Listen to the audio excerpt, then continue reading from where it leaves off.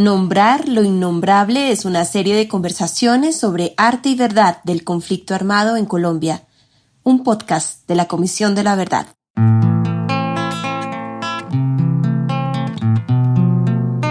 Tenemos hoy con nosotros a César López y a Diana Lucía, que pues encarnan esa esperanza, encarnan esa fuerza y ojalá encarnen un movimiento social que se mantenga vivo y que realmente se mantenga activo y que podamos demostrar que somos una inmensa mayoría quienes estamos del lado de la paz. Hoy tenemos a Ricardo Corredor, va a ser el entrevistador. Ricardo es el director de comunicaciones.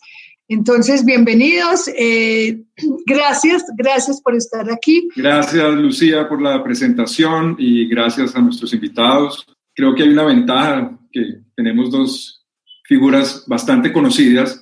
En cualquier caso, pues me parece que tiene todo el sentido que de pronto nos hablen de un poquito de pronto algo que no todo el mundo sabe, que es de sus orígenes, de dónde viene esa vocación artística y musical de cada uno, por qué decidieron dedicarse a la música, dónde están esas raíces musicales. Entonces, si les parece, arranquemos con Adriana Lucía, si te parece, Adriana Lucía, y luego con César, y ahí iniciamos nuestra conversación. Bueno, yo nací en el Caribe de Colombia, nací en Córdoba. Yo siempre cuento que mi cédula dice El Carito, dice Lorica, obviamente, porque es el municipio, y yo nací allá, pero siempre digo El Carito, que es el corregimiento. Yo soy músico gracias a que nací ahí. Mi papá es músico, es compositor, todos mis hermanos también son músicos. Soy de una familia muy musical, mis tíos, todos los vecinos, o sea, yo tengo recuerdos de mi casa siempre de músicos que entraban, que salían, que subían, que bajaban. Yo debo decir que en mi pueblo el que no pinta, canta, actúa, cree que sí.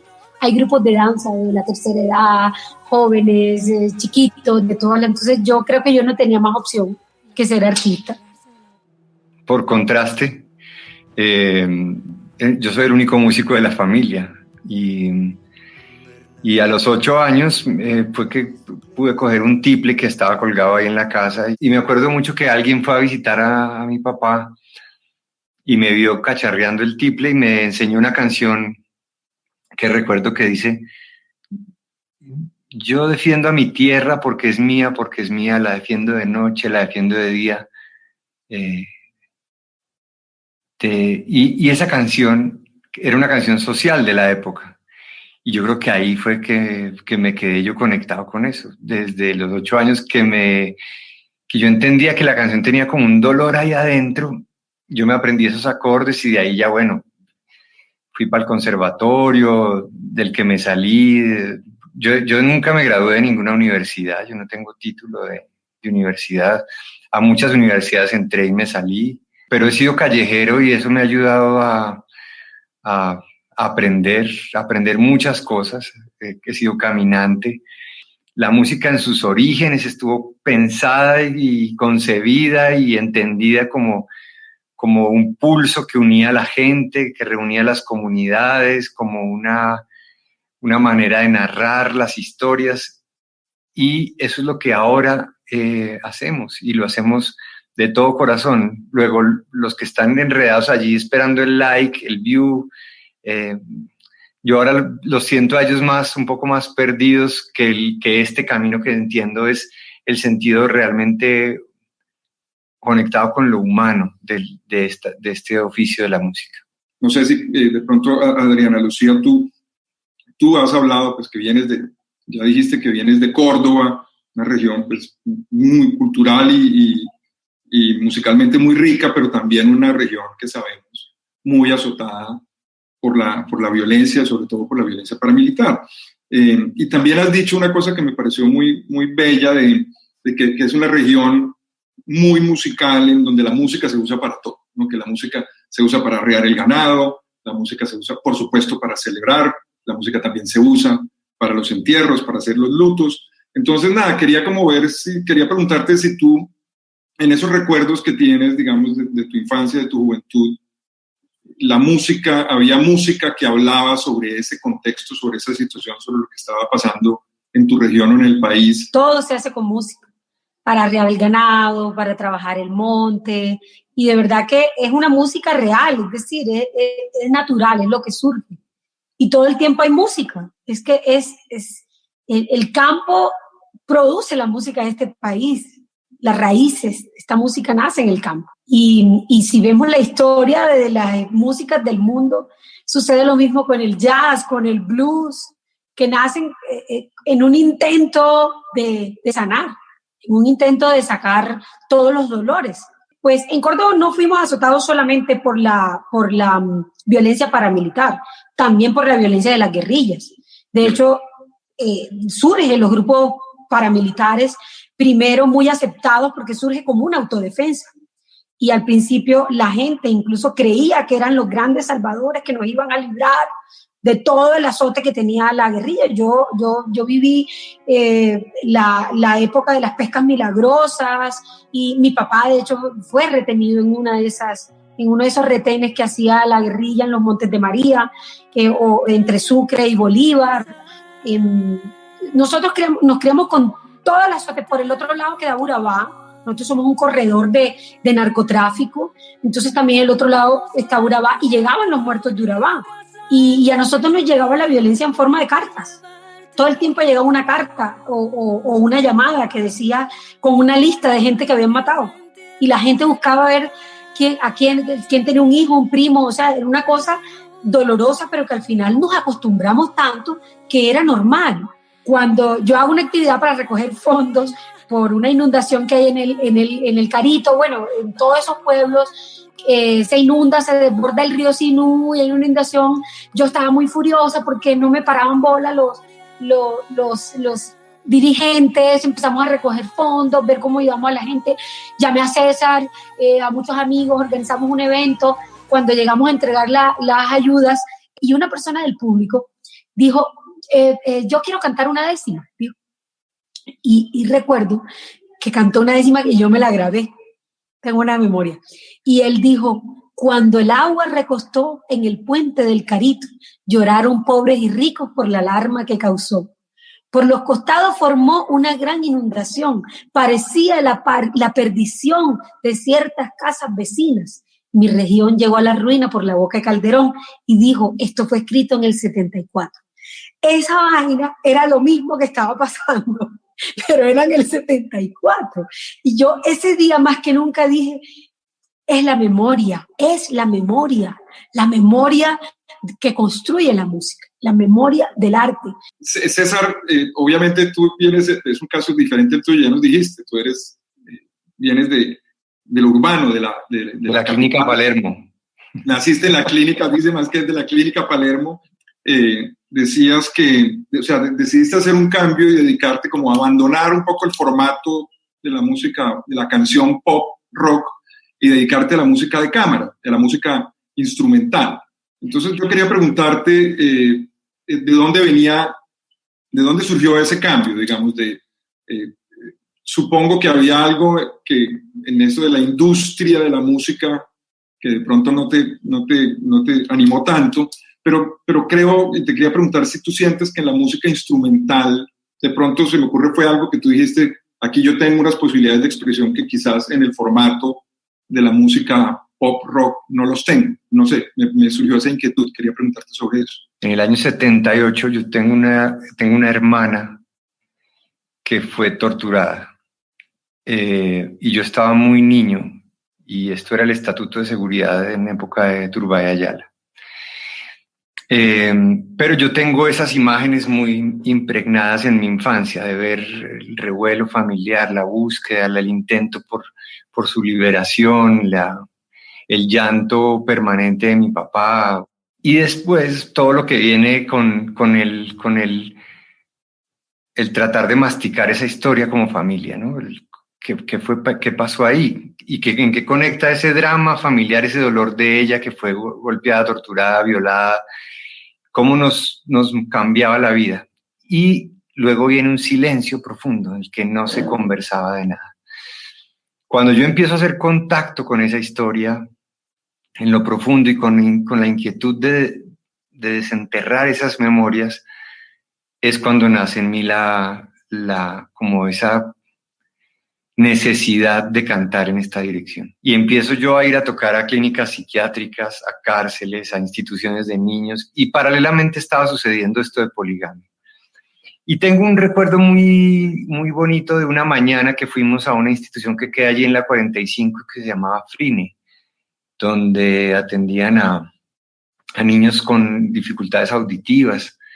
Y instalábamos amplificadores en el piso para hacer vibrar la madera del piso y era toda una experiencia. Y por la noche yo tenía un concierto muy, muy vistoso con poligamia, me acuerdo mucho, pues concierto en el Coliseo con luces, pantallas y toda la parafernalia. Y yo recuerdo cuando yo vuelvo en la noche a la casa, me acuesto, la sensación de decir, lo que pasó en la mañana es más significativo que lo de ahorita. Quería preguntarle a César, porque tu canción más reciente, Hasta que amemos la vida, es una canción que da los nombres, literal. Es una canción construida a partir de dar los nombres de víctimas. Entonces el ejercicio de nombrar es tremendamente poderoso. Entonces quería también preguntarte, César, por esa canción. Yo conocí, por ejemplo, en Las Pavas, en sur de Bolívar, que estos campesinos cantan esas canciones que tienen todos los datos, sus nombres, fechas. Cada canción de ellos es un recipiente lleno de información para la memoria histórica. Luego tuve la oportunidad de ver la exposición del maestro Juan Manuel Chavarría de los adoptados, estos muertos que bajan por los ríos y que alguien río abajo los rescata, los saca y además a cambio le pide algún favor para su familia por haberlo sepultado. Y en una conversación con él hablábamos de que la gran victoria de los victimarios es precisamente que ese ser humano nunca vuelva a aparecer. Ni su nombre, ni sus datos, ni sus ideas, nada. Entonces, un poco cargado de toda esta información, yo dije, hay que nombrar. Y nombrar va a ser una victoria sobre los victimarios. No les vamos a dejar que estos nombres se queden así. Y empiezo a armar la lista y a meter y sacar gente. Pues yo hice las cuentas de que la canción, si tuviera los nombres completos, duraría 3 años y medio.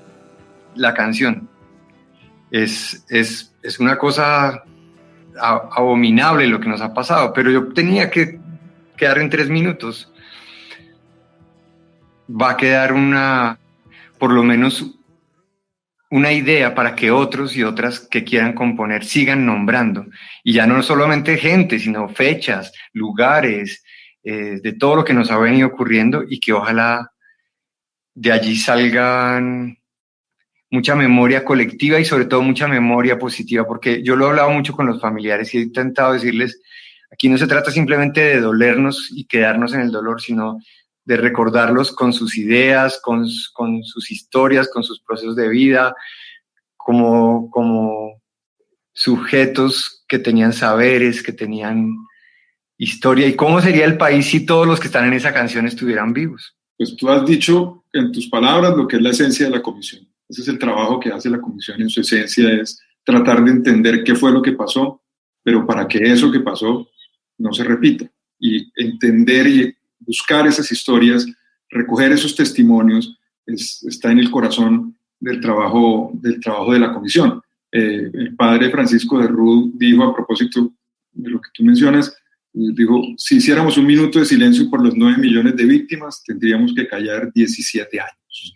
Quería preguntarles, ustedes han hecho varios proyectos juntos, como ya nos contaste, hay otro que se llama Generación de la No Violencia, César también ha hecho varios proyectos, tienes varios, y bueno, creo que La Escopetarra es como quizás el más conocido, pero también tienes este proyecto que a mí me parece muy interesante, el Batallón de Reacción Inmediata, 24/0, no sé si quisieras hablar de alguno de los dos y contar de qué se tratan. La pertinencia del arte en momentos de crisis, esa es una gran pregunta que yo siempre me hago, y es, uno, que nuestras maneras de reaccionar toman mucho más tiempo. Hacer un disco, hacer una película sobre un territorio, toma años. Y las comunidades se mueven mucho más rápido. Entonces, reaccionar en momentos de crisis. Yo quería poder llegar rápidamente cuando estallaran las bombas, los atentados, y empezamos a salir en un sueño que yo me imaginaba teniendo una gran sede como las estaciones de bomberos, una sede con unos carros llenos de instrumentos, un tubo, y vivir allí con los amigos. Y bueno, finalmente nunca tuvimos eso, pero empezamos a salir y nos juntábamos para hacer, y no teníamos repertorios, cantábamos Solo le pido a Dios, cantábamos las canciones que nos sabíamos del repertorio latinoamericano de la música social, y eso nos obligó a componer y nos obligó y ese batallón artístico de reacción inmediata se congregaba, cada quien tenía la obligación de llamar a dos, y entonces dos, y se agrandaba el combo, llegábamos rápidamente al sitio, y por eso llegamos al Club El Nogal en ese enero del 2003, y es allí donde aparece la historia de la escopetarra, pero sobre todo lo que a mí me parece muy importante decirles es que no hay sobre esto un conocimiento levantado, no hay un libro sobre cómo aplicar el arte en la transformación social. Cuando yo empiezo a trabajar con César y empiezo a oír de viva voz los testimonios, yo digo, Dios, no conocemos nuestra realidad, no conocemos nuestras tragedias. Sí, cuando uno empieza a darse cuenta todo lo que pasó en Córdoba y que hicieron unas cosas terribles, ¿no? Que nombrar ahí sí lo innombrable. Muchas veces lo que a nosotros nos bendice nos maldice. Muchas veces eso espectacular que somos los Caribe, sí, con esa capacidad de reponernos fácil, y que de una tragedia hacemos un vallenato y de una tragedia hacemos, o sea, es una cosa maravillosa, también nos impide la autocrítica y también nos impide el revisarnos.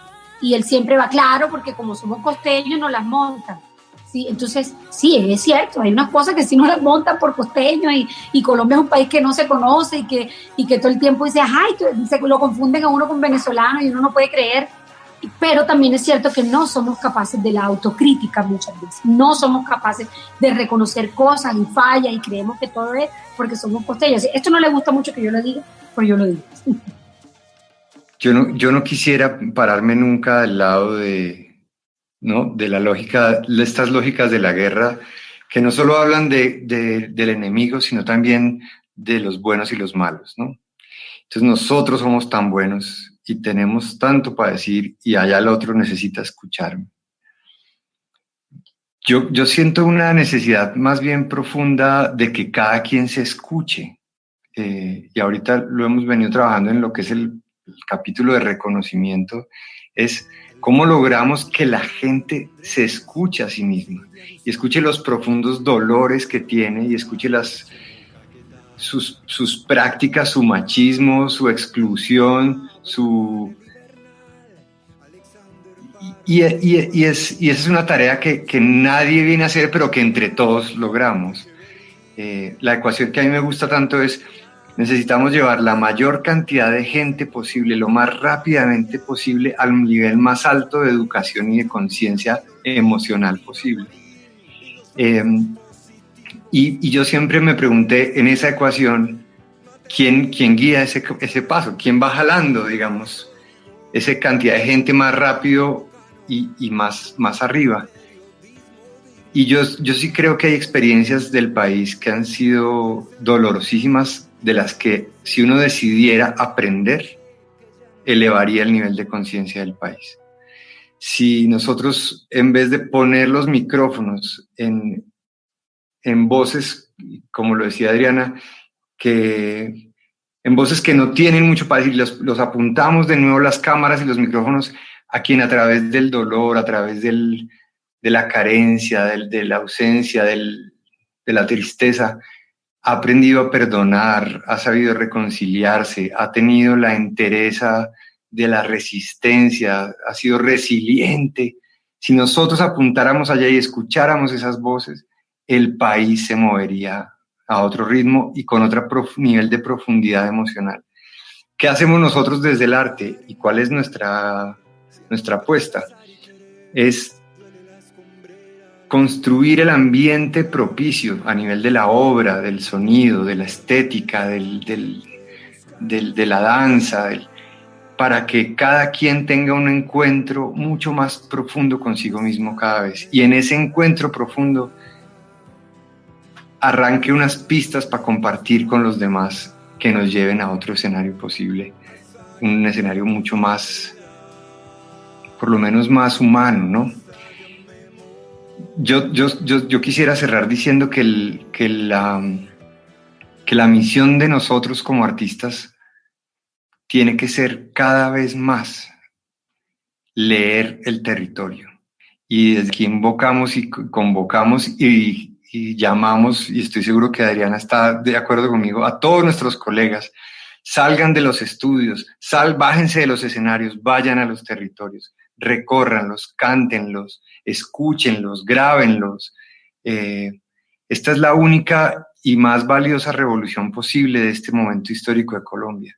Es toda la capacidad, todo eso que aprendimos a hacer con la música al servicio de un país que se habla, que se llora, que se cuenta, que se recuerda y por supuesto que se sana. Yo siento que ha hecho que nos enteremos de cómo piensa mucha gente, porque yo me doy cuenta que a pesar de que incluso Bogotá es rural, los bogotanos ni siquiera se reconocen como un territorio rural. O sea, es una cosa loca este país que no se conoce, un país que no se conoce.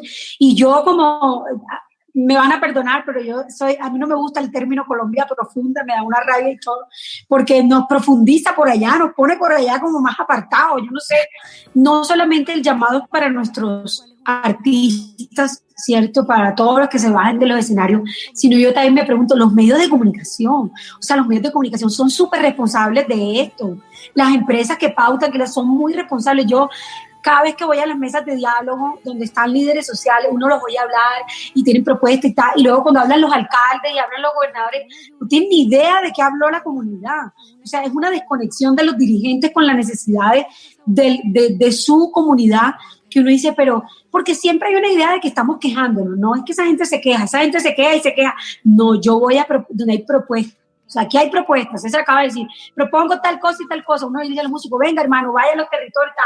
Uno habla con los líderes sociales y ellos dicen, proponemos A, B, C, D, no queremos esto. Mira, ayer una propuesta que hicieron en los Montes de María, dijeron una cosa que te va a encantar, César, hicieron una propuesta del Festival de la Reconciliación. Queremos un festival pareció una cosa espectacular. O sea, yo estaba que... wow, y muchas veces uno cuando oye luego a los dirigentes, ni hablar pues del gobierno, no los oyen, o sea, están ahí hablándoles a ellos, empezando que cuando uno va a estas conferencias, en las conferencias se ponen ellos en la gran mesa, la comunidad debería estar en esa mesa, y ellos deberían ir a sentarse allá a escuchar a la comunidad que está en esa gran mesa. Entonces es un ejercicio de opacar y de apocar a los que venimos por eso les incomoda tanto que artistas como nosotros estemos diciendo, mira, es que mi canción, yo me acuerdo que yo empecé diciendo, quiero, yo voy a cantarla porque eso aquí, dice, quiero estar en tu sonrisa, quiero estar en tu dolor, quiero consolar tu llanto y abrazarte con mi canto, y llevarte aquí en mi voz. Corre brisa en tierra seca, que la lluvia refrescó, que renazca la alegría, que florezca melodía, para sanar tu corazón, contar una nueva historia de esperanza y de perdón, que no me falte la voz para hablar de amor. Bueno, muchas gracias a ustedes por esas palabras, por esa invitación, sobre todo a los que estamos en las ciudades, a ir a los territorios, a escuchar las voces y oír. Yo creo que ese es un mensaje muy importante. Gracias de verdad por aceptar esta invitación.